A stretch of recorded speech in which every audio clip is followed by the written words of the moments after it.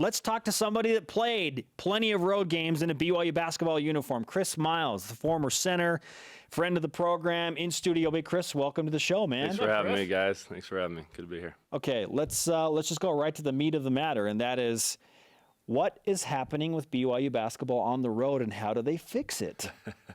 So jumping right into the meat, I only get so many of these chances to talk about myself, so it's great to be here. Now, this may or may not be a true stat. As far as I know, it is true. So I may have been the first Cougar to win at every opponent's gym on the road. Wow. So I may be the right guy to have talking about this kind of stuff. I know that the year after I graduated, I know that the guys finally got their own win at UNLV, but my freshman year, I got to win at UNLV. And so I think I was the first guy to win at every opponent's gym, and that was pretty cool for me. How about that? Yeah. So what were the differences? You play at home. BYU's been really good at home for a long time, like forever, right?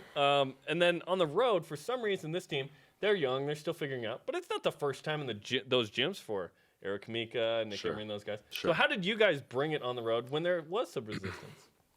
So there's so many different ways to answer this question. I could bring up Ron Artest. He's somebody that's You remember years ago when the Lakers won and Ron Artest took over Game 7? Yes. You guys remember that? I remember. Yeah. Kobe's missing shots, and Ron Artest is diving on the floor, getting every loose ball, getting every missed shot, rebounding it, putting it back in. That's how you win. Not just winning on the road, but that's how you win championships. Sometimes you have to fight. Just for fun. Well, you brought up Ron Artest in fight, though. Come on. He changed his name to He's Meta World Peace. He's a peaceful guy. Yeah, he's a peaceful guy. Now he is. But a scrapper on the court and a great person. A great person to those who know him closely and know what he does with his personal life. A lot of good there. But there was a game where we struggled on the road, and we lost a road game while I was playing here at BYU. And Coach Rose, I think just to find out what we were made of on the inside, he said, have any of you guys actually ever been in a fight? When you're in elementary school, did someone ever punch you in the nose? And then what did you do? Did you lay on the ground or did you get up? And I'm like, Coach, I'd never been in a fight. I just got home from my mission, but let's go, That's how I felt. And we responded, we responded, so. Chris Miles with us on BYU Sports Nation in studio. Bringing the energy, man. That's what I do. And the statistics. Okay, BYU beats Pepperdine by 29 last night. They get Pacific tomorrow. What bit of advice would you give to BYU as they head out to take on the Tigers tomorrow? So a couple things. I watched the majority of the game last night. I had an appointment that I had to go to. I have to, pay my bills. So I didn't get to catch the whole game. But I watched a lot of the game. And I would say that for the most part, this is a game where guys would say, hey, we played as a team. Lots of guys contributed. Defense was good. What I would say to the guys, not that they need to hear it from me because they hear it from everybody else, but I would say trust each other, After big road wins, I'd be sitting next to Noah Hartsock on the bus eating pizza, and he'd just start laughing. I'm like, Noah, what are you laughing about, you goofball? Because he's a goofball, and he'd laugh totally sporadically for seemingly for no reason. Then he'll give you his reason, and we beat Arizona in their own tournament. They had never lost before. We beat them by 30 on their home floor, and Noah just starts laughing. No, what are you laughing about, dude? This is a great moment. Like, this is a serious time. And he's like, we're a bunch of nobodies, and we're beating everybody's, right? And I smiled. I'm like, okay, cool. And I went back to eating my pizza, and it was kind of true. If you look at our roster, okay, on paper before coming into the program, we were no different than any other team that I think has ever been in the school. Maybe we were different. Maybe we were special. What made us unique? What made us special as a group for a year, year after year, was a couple things. And I'm gonna say something I think might be controversial, but if I back it up with logic, maybe it will make sense to people. If you ask BYU fans and if you ask people that have been around this program and like BYU hoops, and if you said, hey, who is the most important guy, to the BYU program, most people are going to say who? Dave Rose. Okay, Dave Rose as a coach. What about as a player? Right now? No, in the program in the Dave Rose era. Who's the Jimmer. Jimmer. You think of Jimmer, right? Fredette, yeah. You think of Jimmer Fredette, okay? And James Taft. that's right. Son of Albert the Earl. But in my mind, having played in the program, BYU having won 2 or 3 conference championships, 2 conference championships before Jimmer's even really a part of the program, and then 1 before he's a starter. So 3 conference championships before Jimmer's a starter.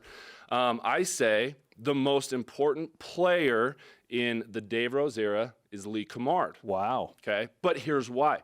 Lee established a mentality of personal sacrifice for team gain. Okay, he established that. 2 generations, so to speak, after Lee leaves the program, it lingers in all of us. But if you go back and watch year after year after year, Lee is kind of the general that makes it a cool thing to be a team guy. In Lee's final speech to the team, he said, guys, you know, I hope that I did a good job of this. I hope I did a good job playing for the BYU on the jersey and not the Cummard on my jersey. And I think he did a good job of that. So you look at all the conference championships and the times that we played, we were winning conference championships. There was a tone set there by Lee Cummard. Jimmer was a beneficiary of that. And so Jimmer took it to new heights. From personal success, Jimmer set a new standard, unprecedented, awesome stuff. But for BYU to get back to championship basketball, it's not what did Jimmer do, it's what led all those teams to championships. Let's do that. And what were those things, in your opinion?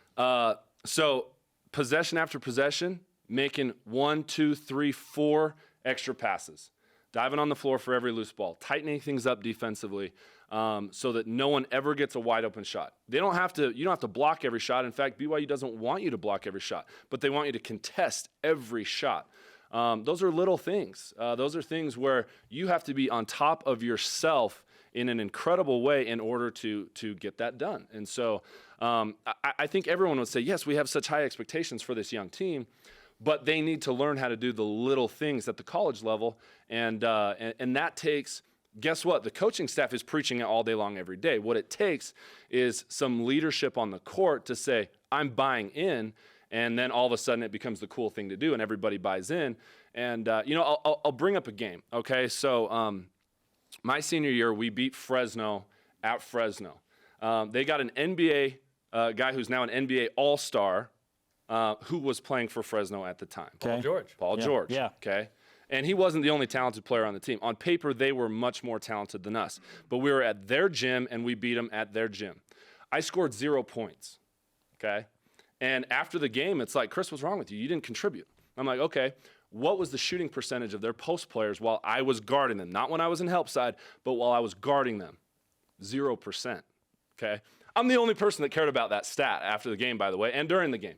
But you have to have guys who don't care about what other people see and what other people perceive and what other people think. They have to know their job and know their role and know what it takes to win. And, we had, I'm not the only guy, obviously. I think in order to win championships, conference championships, you need 4 or 5 or 6 leaders on your team. Lamont Morgan Jr., guy that I played with, that didn't get a ton of credit, didn't get a ton of recognition, but day in and day out, the guy was a leader, And you need guys like that because guess what? When he stepped on the court, when he took a shot, when I took a shot, it was a high percentage shot. And guys that and we moved the ball to get guys open shots on the game as a whole. And so you need a lot of leaders. It doesn't come from one Kyle Collinsworth type player. Guess what? You need your guys who don't necessarily take all the shots, don't necessarily get all the rebounds or have all the cool plays. You need them to be just as important as the guys who get the fame and the glory. Chris Miles with us in Studio B, a guy that won at Fresno State, and he won at every Mountain West Conference gym that he played in. Some serious road wins right there. What I'm gathering from all of this is sacrifice the individual skill talent for the team good. You brought up Lee Cummard. When you look at this year's roster, everybody talks about L.J. Rose, the senior graduate transfer from Baylor in Houston. He's a leader. But who else can do that? Who else do you envision doing that for BYU that's a great individual player that could focus less on that per se and worry more about the team like Lee Cummard did? Sure. I'm trying to get as far away from that idea and that thought process as possible because, again, it takes the whole team. So I say everybody, and is that a bad answer? No. That's what it takes. After our 30-win season, guys who almost got more recognition than me were guys from the practice team. So in our team banquet, as we're winning conference championship, those guys are getting credit. Those guys are appreciated. And that might seem weird, but guess what? Like, those guys are the ones preparing you for the game. It starts in a way with them. That might sound weird. It might sound weird, but I mean, I have years, year after year after year of saying this is what happened. So I believe in it. I have faith in it. I trust it. And so that's what guys have to buy into. You know, I'll tell you a story from my junior year. Okay, Lee Kamard's a senior. I'm a junior, and I've highlighted Lee. And so we were on the road somewhere, and this guy walks up to me, and he's like, "Hey, you guys are BYU?" "Yeah, I went to BYU." "Oh, cool. How's it going?" "Yeah, I'm doing great." "Hey, I just wanted to tell you something." "Okay." This is me. I'm saying, "Okay, what do you want to tell me?" He's like, "How do you like playing with Lee?" I'm like, "I love playing with Lee. The guy's a great guy, great teammate. As a person and as a teammate, I love him." And he's like, "Well, let me tell you something. He's no Danny Ainge." I was like, Okay. "Thank you. I appreciate, that is important for me." I didn't, in my mind as he's talking, and I do the thing that you see in movies where guys' mouths are talking and then you get to see what's going on in the head of the person. And I'm like, dude, light a match or change your diaper, because this is stinky, man. Like, we're winning conference championships, and you this is the point that you want to make, right? And that's kind of how I feel about not everybody, but the perception of some people watching the program. Let me contrast this team with my freshman year. Okay, my freshman year, we were 9-21. The roster, as far as your seniors and your juniors and your sophomores and your freshmen and the percentage of each class, was very similar to this year. Okay, we were 9-21, and one of the problems, and this is going to seem like kind of a strange problem, but one of the problems that Coach Rose has is he's too consistent. He's so good that his teams don't ever get to really experience what it's like to be a loser. Now, my freshman year under a different head coach, and I'm not blaming Coach Cleve, we were inexperienced. It's on us, right? It's on us. We only win 9 games, and we lose something like 13 or 14 games by a total of 20 points. Okay, Ooh, so I remember it was really close. So we're like 10 baskets away from being a 20-win team. Okay, and everybody's like, "This is the worst year ever. These guys are awful." And really, we lost, okay? On paper, every L hurts, right? It's carved into you. But we were 10 baskets away from being a 20-win team and being okay. The BYU football team feels the pain a little bit. Right? Sure, yeah. It's a real thing, right? And so for me, as a freshman, what the decision that I made was, it's never happening again, okay? If I have to run our test the rest of this conference and everybody that comes into the Merit Center, that's what I'm going to do. You're talking on the court, right? Yes. Yes, Jeremy. Just to be clear. Yes, Jeremy. Yeah. And I never jumped into the stands and punched, but you have to put your foot down, and the most convenient time to put your foot down is when someone just stepped on your throat. And these guys have never experienced that. Okay, they don't know what it's like to lose. This whole thing is new to them. The environment is new to them. And then the idea of this is more competitive than they've ever had before because they've been so good. Dave Rose has been so good, and the players on this team have been so good that you have to get to a point where your back's against the wall and you say, "I'm winning this fight." And that's a hard thing to create when you're good, right? When you're good and you're comfortable, that's a hard thing to create. So, yeah. Chris, great stuff, man. Thank you. We should do this again soon. Have me back on, guys. Let's do it. Yeah. You're the tallest guest we've had on here in a long time, by far. Thanks for coming in, man. Thanks, guys. Oh, Thanks let's have for to sign having the me. flag. Maybe Oh, we'll sign it with Yoli. absolutely. Yes. Yeah, you can compete with Yoli and Eric for a tallest signature up there. Yoli signed it way up there. As you can. Chris Should I Miles sign gonna at the bottom to stretch be the lines. foundation funny, for all yeah. this? Should I do that? Yeah, Okay. let's do it. I like the logic of that.